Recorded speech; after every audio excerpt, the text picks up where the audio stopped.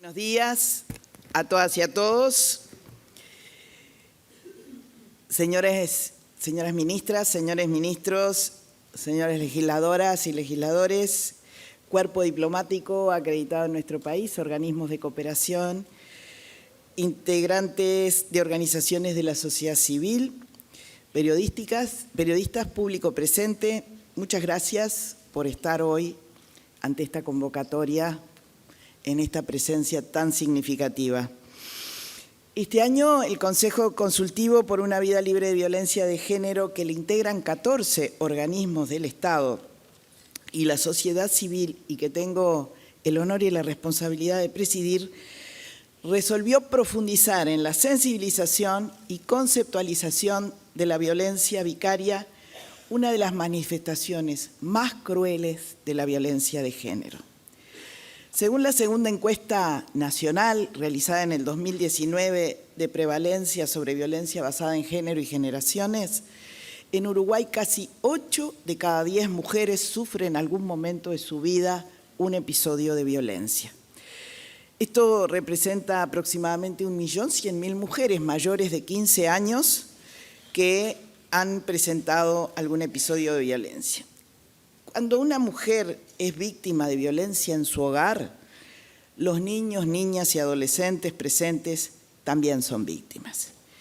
El informe La violencia contra niñas, niños y adolescentes, elaborado por InMujeres junto a CIPIAV y UNICEF, muestra que en el 20% de los casos en que la mujer enfrenta agresiones, la pareja o expareja también agrede directamente a niñas, niños y adolescentes. El informe de gestión del 2024 de CIPIAV reporta un dato muy doloroso, entre otros, que en este año se registró, en el 2024, la muerte de 4 niñas y niños a manos de sus padres en el marco de situaciones de violencia basada en género.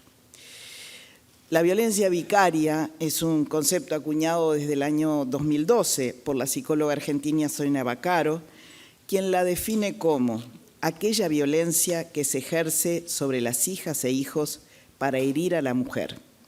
El agresor sabe que dañar o asesinar a los hijos es asegurarse de que la recuperación de la mujer nunca se dará.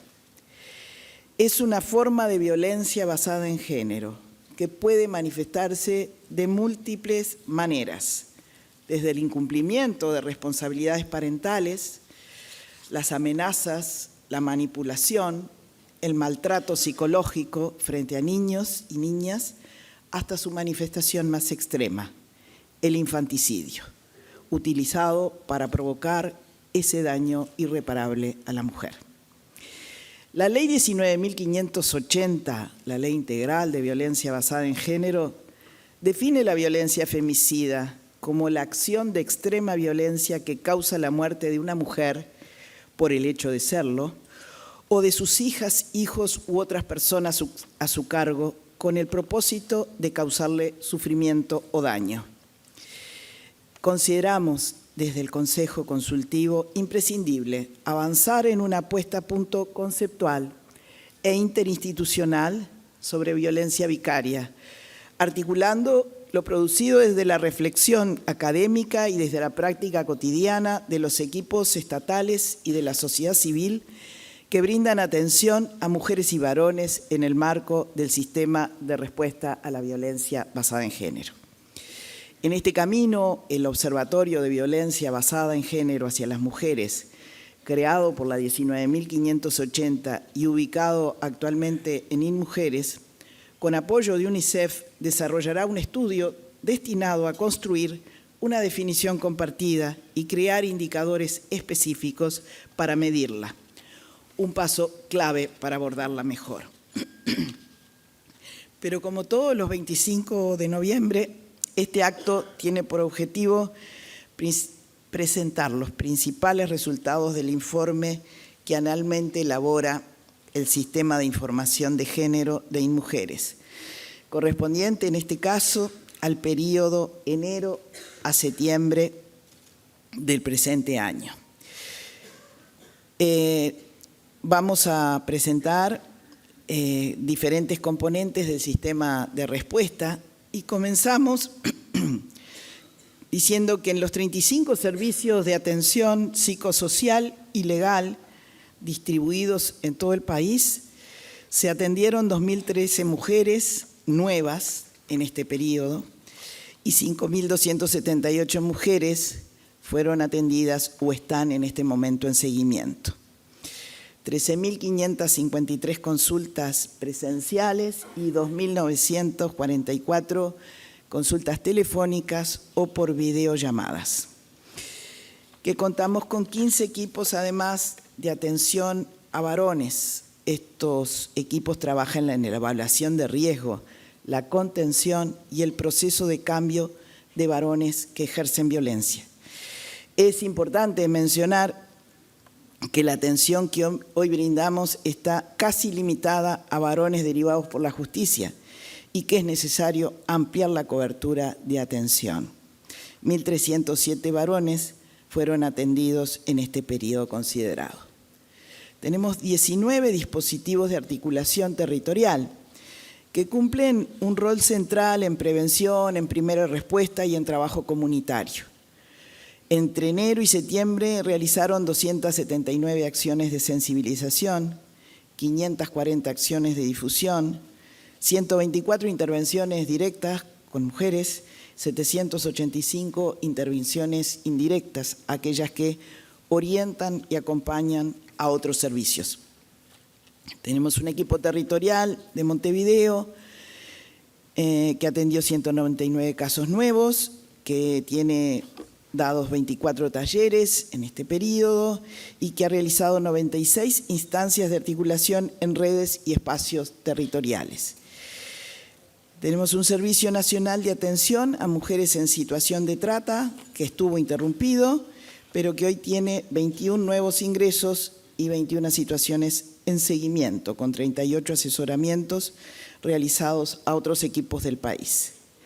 Tenemos un servicio de 0800 41 41, asterisco 41 41, un servicio nacional, confidencial y gratuito, que funciona las 24 horas, los 365 días del año. En los primeros 9 meses del año atendió 6.060 llamadas. Tenemos un portal de ingreso a dispositivos de 24 horas. Analiza situaciones de alto riesgo y deriva a recursos de protección. 554 mujeres fueron derivadas en este periodo a diversos dispositivos 24 horas. Los nuestros están constituidos por centros de 24 horas donde ingresaron 82 mujeres y 90 niñas, niños y adolescentes que las acompañaban, y son una casa de breve estadía y 3 casas de estadía transitoria, una al sur, otra al norte del Río Negro y otra al este del país.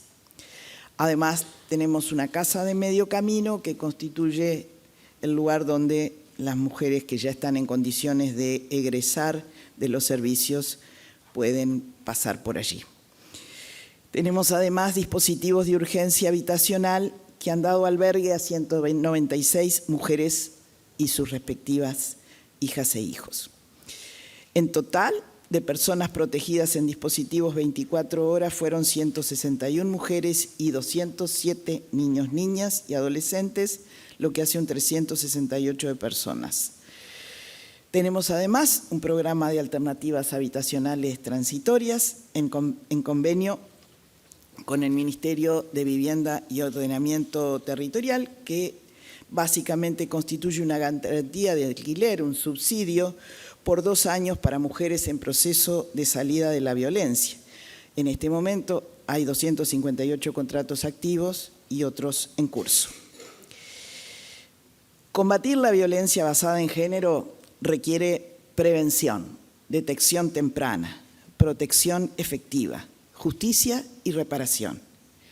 Pero también requiere coraje para decir lo que muchas veces incomoda, que todavía hay prácticas, decisiones y silencios que permiten que la violencia avance, que hay advertencias que no siempre se escuchan, que hay señales que se pierden, que hay puertas que se cierran demasiado rápido, tiempos institucionales que no siempre están a la altura de los tiempos de riesgo que viven las mujeres, sus hijas e hijos.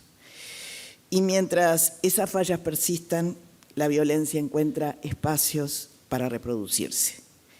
La violencia vicaria existe, la violencia vicaria mata. La violencia vicaria es indiscutiblemente violencia de género. Reconocerla es el primer paso para detenerla, sí, pero reconocerla implica también asumir que como Estado debemos mejorar, llegar antes, coordinar mejor, actuar más rápido y con mayor contundencia. No podemos permitir que la falta de articulación y las demoras burocráticas se conviertan en riesgos adicionales para quienes ya viven situaciones extremas. Hoy reafirmamos nuestro compromiso de profundizar los cambios necesarios, de fortalecer cada eslabón del sistema de respuesta y de no aceptar como inevitable aquello que debe y puede prevenirse. Porque la violencia de género no es un problema privado, es una falla pública que exige una respuesta pública. Detenerla es responsabilidad de todas y todos, pero el Estado tiene un rol indelegable. Muchas gracias. Como saben ustedes, son horas y días bastante difíciles para el Ministerio del Interior, para la fuerza policial toda, debido a los trágicos acontecimientos, la muerte y el homicidio de un funcionario policial en el día de ayer. No obstante ello, nosotros no queríamos de ninguna manera estar ausentes en una jornada como la de hoy y decidimos posponer un poco nuestra asistencia a la ceremonia que se está realizando actualmente en el cementerio y en el velatorio y luego para concurrir al cementerio. Y no queríamos posponer nuestra concurrencia a este evento porque las circunstancias y los momentos que se viven también en materia de violencia contra las mujeres ameritan que estemos hoy, como estamos, en esta gran cantidad de gente reunida hoy aquí. Tenemos hace ya más de 10 años un crecimiento impactante en las denuncias de violencia doméstica. Se han mantenido, digamos, luego de ese crecimiento explosivo que se generó, se ha mantenido en una meseta muy preocupante en el número de denuncias. No obstante ello, también es verdad que debemos detenernos en la capacidad de captar, de detectar los fenómenos de la violencia intrafamiliar que hoy cuenta los dispositivos del Estado, de la sociedad civil, que no existían hace más de 10 años y eso no hay que dejar de valorarlo y ponerlo también en el haber en esta cuestión tan dramática que estamos tratando. Como manifestación más dura quizás de los fenómenos de violencia intrafamiliar y de violencia de género, asistimos también a la detección, a poner atención, muy especial atención, al drama de la violencia vicaria. Los acontecimientos ocurridos este año, pero que no son novedosos, que ya tenían sus antecedentes, contamos desgraciadamente con más de 20 muertes de niños, niñas y adolescentes en los últimos 10 años, pero quizás los episodios de este último año nos golpearon y nos abrieron definitivamente los ojos para ver este fenómeno como una expresión real, contundente y dramática, trágica de la violencia de género, que es quitarle la vida a un niño, una niña, a un adolescente para hacerle daño a una mujer. Incluso también fuimos testigos de los discursos de odio que se generaron en redes sociales por parte de algunas organizaciones y por parte de algunos de los representantes más encumbrados de esas organizaciones que terminaron cometiendo también delitos aberrantes, fruto de ese discurso de odio que se genera en algunos sectores. Pero desde el Ministerio del Interior estamos también trabajando para cambiar la situación.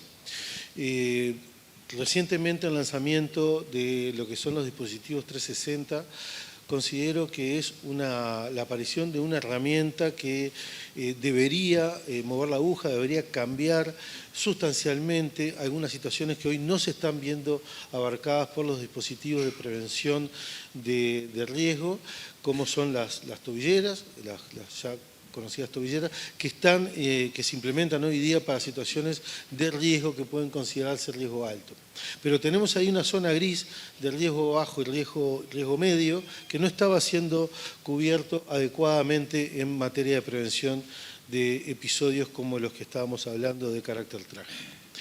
Y esta nueva herramienta no solamente opera como yendo a esa zona gris que hoy no tenemos cubierta, como decíamos, sino que aparte posibilita otro tipo de desarrollos como son, por ejemplo, la ampliación de la denuncia de violencia intrafamiliar sin necesidad de que la víctima tenga que concurrir a la seccional o a la dependencia policial. Por eso nos parece que este lanzamiento reciente es una novedad que va a causar un impacto, va a tener seguramente una reacción en los datos y así esperemos que ocurra.